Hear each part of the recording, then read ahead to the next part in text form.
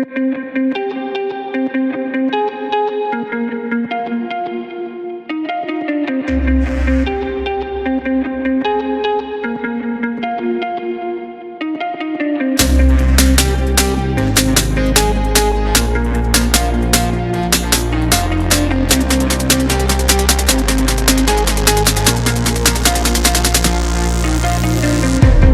اللہ الرحمن الرحیم۔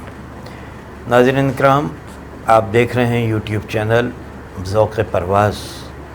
اور میں آپ کا میزبان جعفر الحسن۔ آج ہم گفتگو کریں گے 21 اپریل کے حوالے سے، یعنی حضرت علامہ اقبال رحمۃ اللہ علیہ کے یوم وفات کے حوالے سے، جو انتہائی خاموشی کے ساتھ گزر گیا۔ اور اس کا سب سے تکلیف دہ پہلو یہ کہ پاکستان کی میڈیا نے اور حکومتی سطح پر نہ تو کوئی تقریب منعقد کی گئی اور نہ اس حوالے سے کوئی بیان جاری کیا گیا، نہ کسی قسم کے کوئی تبصرے دیکھنے میں آئے۔ علامہ اقبال جو بلا شبہ مفکر اسلام اور مصور پاکستان تھے، اور جن کی آفاقی شاعری، جس کے بارے میں میرا شروع سے ہی اپنی فہم کے مطابق ہمیشہ یہ موقف رہا ہے کہ اگر پاکستان میں صرف اقبال شناسی کے حوالے سے کام شروع کیا جائے اور نوجوانوں کو خصوصی طور پہ علامہ اقبال کی شاعری پڑھائی جائے، تو پاکستان جس میں آج بہت سے حوالوں سے افتراق و انتشار کی صورتحال نظر آتی ہے، یقینی طور پر وہ بہت حد تک کم ہو سکتی ہے،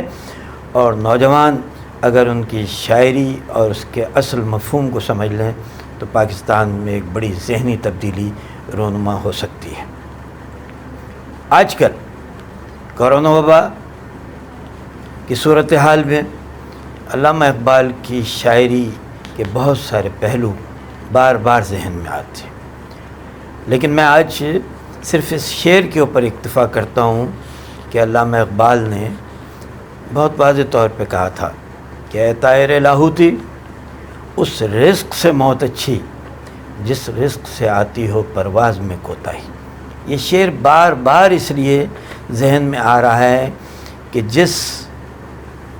انداز میں پاکستان کے طول و عرض میں پاکستان کے اس وبا کے حوالے سے پریشان حال لوگوں کو، ان کی عزت نفس کو مجروح کر کے جس انداز میں تذلیل اور توہین کر کے رزق کے حوالے سے ان کو پریشان کیا جا رہا ہے، وہ ناقابل بیان ہے۔ طویل لائنیں لگا کر، بلا کر، شناختی کارڈ لے کر، اس کے باوجود کسی جگہ کے اوپر جو ہے وہ لوگوں کو کوئی عزت کے ساتھ رزق کی فراہمی کا، راشن کی فراہمی کا کوئی سلسلہ جو ہے وہ نظر نہیں آتا۔ ایک عجیب اس وبا کی آڑ میں ایک عجیب و غریب قسم کی خیراتی سوچ پیدا کرنے کی کوشش کی جا رہی ہے، اور بھکاریوں کے لشکر پیدا کرنے کی کوشش کی جا رہی ہے۔ ساری دنیا میں چیریٹی کا یہ انداز تبدیل ہو چکا ہے۔ خیرات دینے کا عمل نہیں، بلکہ سوشل انٹرپرائز کی بنیاد کے اوپر لوگوں کو کم قیمت میں، معقول قیمت میں، انتہائی کم معاوضے کے ساتھ، کم منافع کے ساتھ چیزیں فراہم کرنے کا سسٹم جو ہے وہ رائج ہے۔ اس لیے کہ خیرات کا تصور کسی بھی وقت جو ہے وہ پورا نہیں ہو سکتا۔ آج دیجیے، کل پھر لوگوں کی ضرورت ہوگی، پرسوں پھر ضرورت پوری ہوگی، اور میں حیران ہوں کہ ہمارے علماء بھی اس بات کو جو ہے وہ عمومی طور پر تو کرتے ہیں، لیکن اس موقع کے اوپر حکومت کو یا اداروں کو یہ سمجھانے کی کوشش نہیں کر رہے ہیں کہ مچھلی دینے سے بہتر ہے کہ مچھلی پکڑنا جو ہے وہ سکھا دی جائے، لوگوں کو رزق و روزگار کے ذرائع دیے جائیں، عزت نفس کے ساتھ ان کو جو ہے وہ ان کے حقوق ان کے حوالے کیے جائیں، ان کو چیزیں جو ہیں فراہم کی جائیں، لیکن ایسا نہیں ہو رہا ہے۔ اور لوگوں کو خود انحصاری کی طرف لے جانے کے بجائے لوگوں کو سہولت فراہم کرنے کے بجائے ان کو دشواریوں میں ڈالا جا رہا ہے، اور اس کے نتیجے میں سخت خلفشار اور انتشار کی صورتحال سامنے آ رہی ہے۔ میں سمجھتا ہوں کہ اس موقع کے اوپر اگر منظم طریقے سے لوگوں کی عزت و توقیر کا خیال کیے بغیر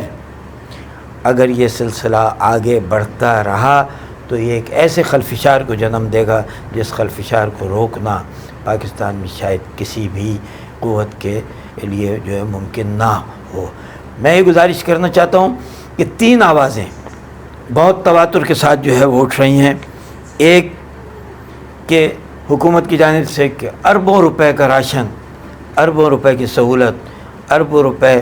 نقد ہم نے جو ہے وہ عوام کے حوالے کر دیے ہیں۔ دوسری آواز اپوزیشن کی طرف سے آتی ہے کہ نہیں، کسی کو کچھ نہیں ملا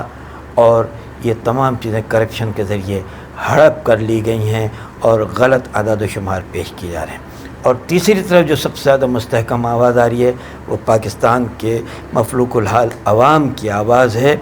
جو بالکل صاف صاف یہ بات کہہ رہے ہیں کہ ان کے ساتھ ان کو کسی قسم کی مدد نہیں پہنچی۔ ایک عجیب و غریب سی صورتحال ہو رہی ہے کہ غیر مستحق مسٹنڈوں کو تو چیزیں فراہم کی جا رہی ہیں، لیکن وہ لوگ جو دست سوال دراز کرنے کو اپنی توہین اور تذلیل سمجھتے ہیں اور ان کی عزت نفس ان کو اس بات کی اجازت نہیں دیتی کہ وہ لوگوں کے سامنے جا کر ہاتھ پھیلائیں، وہ پریشانی کے عالم میں مبتلا ہیں۔ نو ڈاؤٹ کہ اس میں کوئی شک نہیں کہ بہت ساری سماجی تنظیموں نے، سیاسی تنظیموں نے، ان کے ونگز نے لوگوں کو ان لوگوں تک چیزیں پہنچانے کی کوشش کی ہے کہ جو سڑکوں کے اوپر مجمع لگانے کی پوزیشن میں نہیں ہیں، لیکن وہ ایک بہت بہت محدود پیمانے پر کر رہے ہیں۔ یہ کام حکومت کے کرنے کا ہے اور حکومت کو فوری طور پر اس پر ایکشن لینا چاہیے، اور